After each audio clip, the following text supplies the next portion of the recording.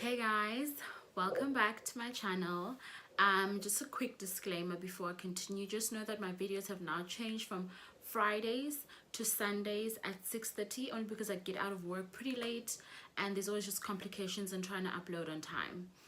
But anyways, today I'm shooting a video I should have shot ages ago, but it's fine, we can still do it. I'm going to do my newborn essentials list that I've put together. I am a mom of 3, so I've done this 3 times in a short space of time, and for me this is just based on my personal opinion, what works for me, of just essentials that you'll need and how to put it together for baby to arrive. My youngest is now 6 months, so I've pretty much used everything that I'm going to talk about in this list now. Let's get started.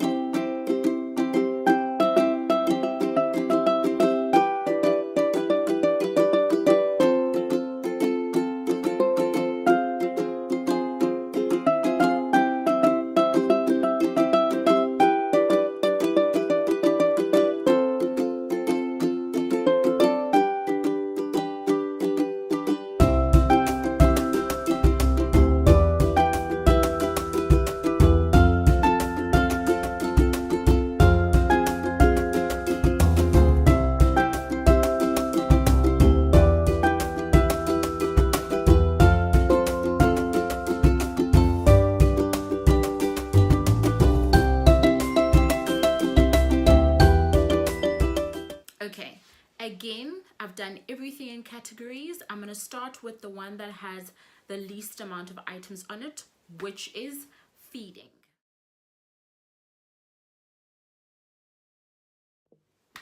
So this pretty much depends on which method of feeding you'll choose. If you're going to be a formula mom or a mixed feeding mom, of course you have your formula that you would need. I would always suggest to get the biggest carton or tin that they have, especially if you're only going to be using formula, as they do tend to feed quite a lot. You'll need bottles, of course.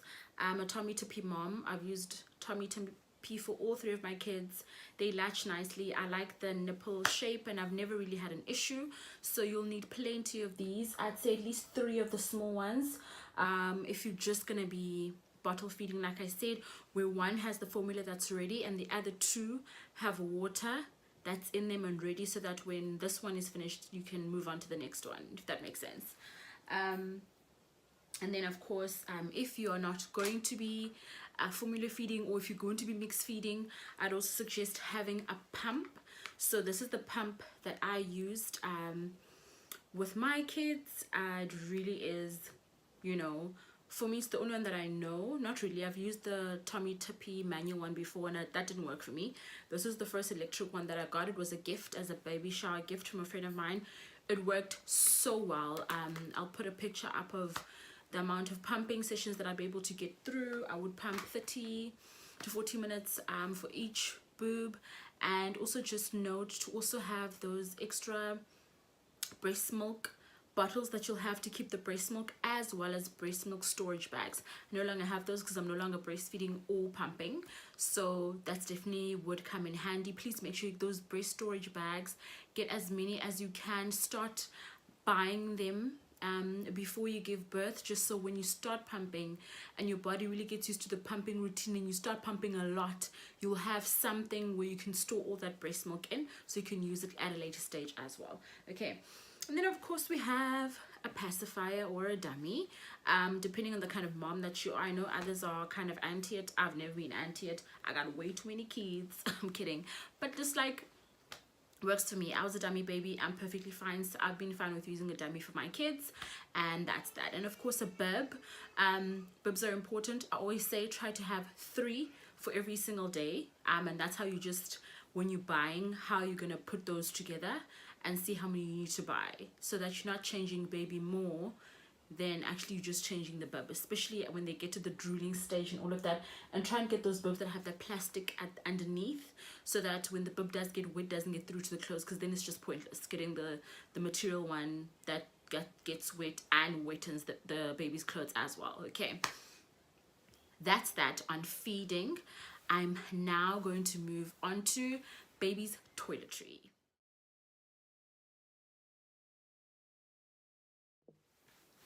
Okay, for toiletry, first things first, which is the obvious. These aren't so little, but baby nappies. When babies are newborns, I would suggest that you buy the small bags, those small ones, of like 2 different kinds of nappies that you're interested in. With my first and second, they never had an issue with nappies. Whatever nappy I put on first, that's the one they were with. If I changed to another one, they were fine. My third, however, she showed a reaction to one nappy set, then another. So when I bought those small ones, I was able to say, okay, she reacts to this one, we're not buying these ones. And then I went and I bought the big ones. Stay away from newborn sized nappies.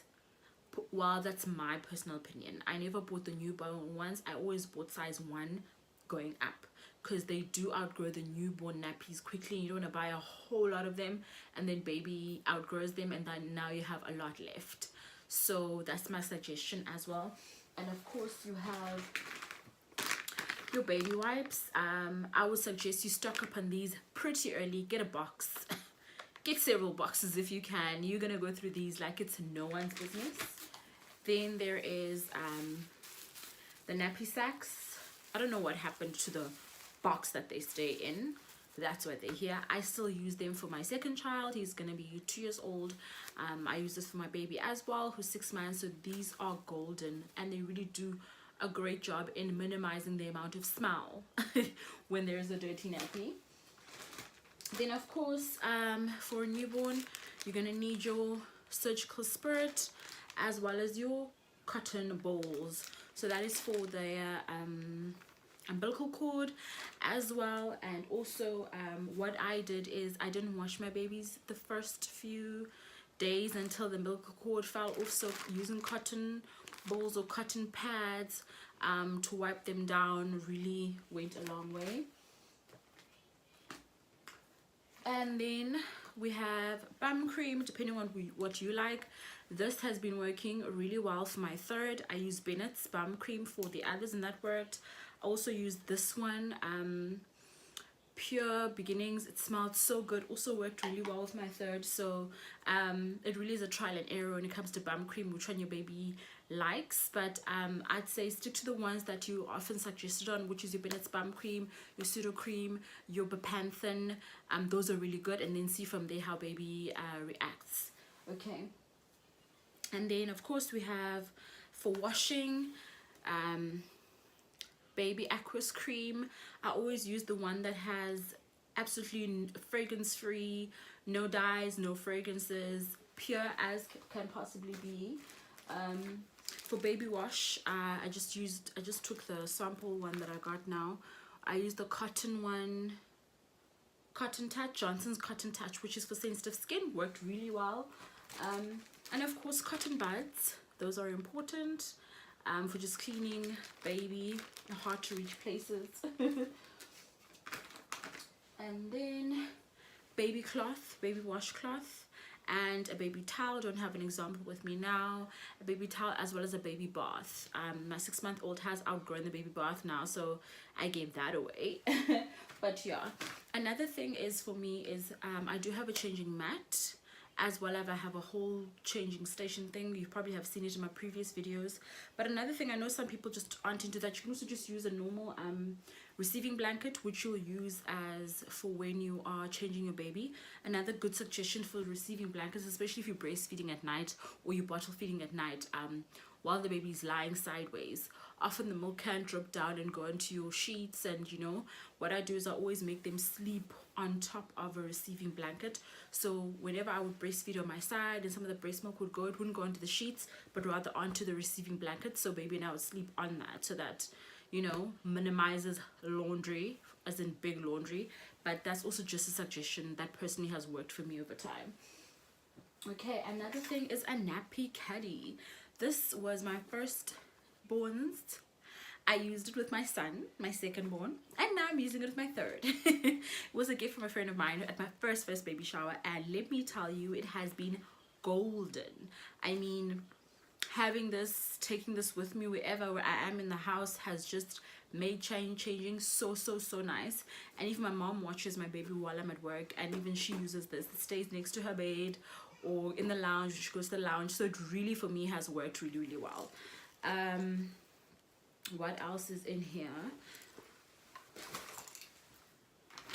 Okay, I've gone through nappy changing, I've gone through feeding.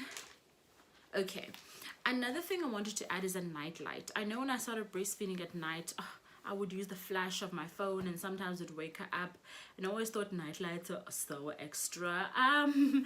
They would come in handy, especially if you don't want to wake your baby up during night feeds, whether it's formula or it's breastfeeding. Try and get those ones that are low light, that can even have stars, so that it keeps baby in a drowsy state rather than an alert state. But I know after a while you do get used to it. I didn't get one until I got my third one, so it's not really a necessity or a need, but it does make life easier. Okay, and then I move on to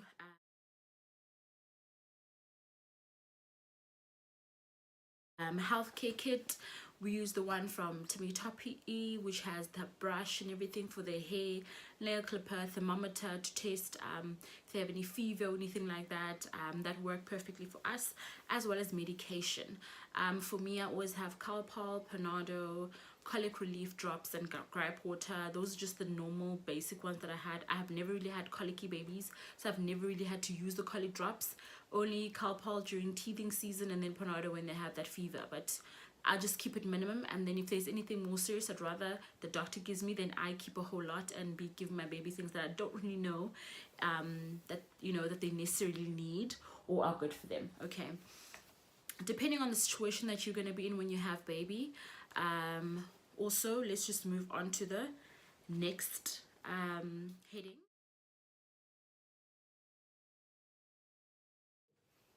Okay, so for sleeping, I co-slept all my babies till they're like 8 months, then move them to a cot. So for me, it really is the receiving blanket that I put underneath them. They sleep on that, and then a baby blanket. So for me, it's really been simple, something thick and big like this for winter, and then something lighter, not as intense, for the more, not as cold nights, and then receiving blanket on really warm nights. So I've really kept it simple. If you are gonna have the whole cot thing, you're obviously gonna need a cot bumper, sheet, the mattress, the bedding. I also have used the small pillow as well, the small baby pillow that I got from Epimax. That really worked for me. A night light for the cot, where for feeds, just to make it easier for you if you're gonna be someone who's gonna be letting baby sleep somewhere else. Okay.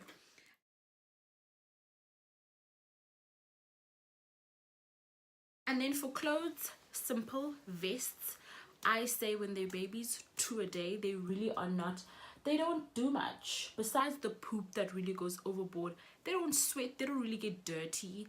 I didn't go through as many clothes as people say for newborns. Usually my baby would last in one clothing the whole day, then when I wash them at night, then I change. So I always say 2 vests, so always count 2 vests a day. So of 2 times 7, 14 vests. Socks, 1 pair a day. Hats, 1 a day. They hardly sweat, like I said. Now don't put a hat on my baby if we're indoors, only if we're leaving the house.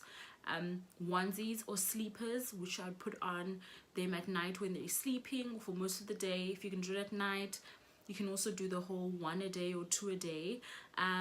A cute outfit for when you do go out. I had 3 outfits. We really didn't go anywhere, especially when she was a newborn. We didn't go out too many times. So 3 to 4 cute outfits that worked perfectly for me. I didn't do any jackets or anything like that.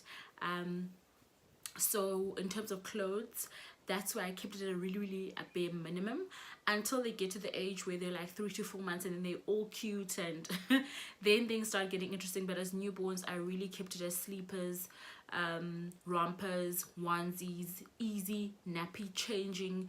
Everything is simple and easy to go. And then now onto the last section, which is for traveling.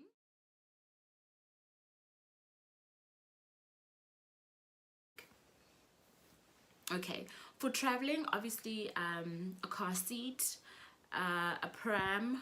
We've used one since my firstborn, then we got 2 others in between that we didn't like, then we end up just using That one, there'll be a picture of me pregnant with my son in it. That's the one we've used.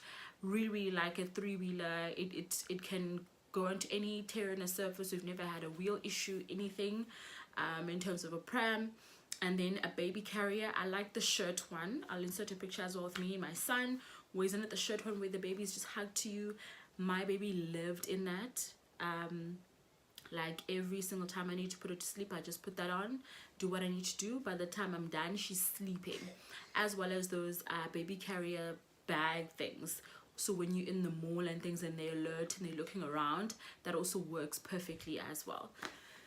But on that note, that's it on my side. Those are my newborn baby essentials. I hope they are helpful. If you have any more suggestions or you feel like I've left something out or forgotten something, please comment down below. Let me know, let other moms know, just to make things a bit easier for them. And next time I'll come back with you for what I'm doing for babies who are 3 to 6 months, because now my child has reached the 3 to 6 month milestone. I'll try and just keep updating as I go. I hope this has been helpful. Thank you so much for the support, and I'll see you in the next one. Bye.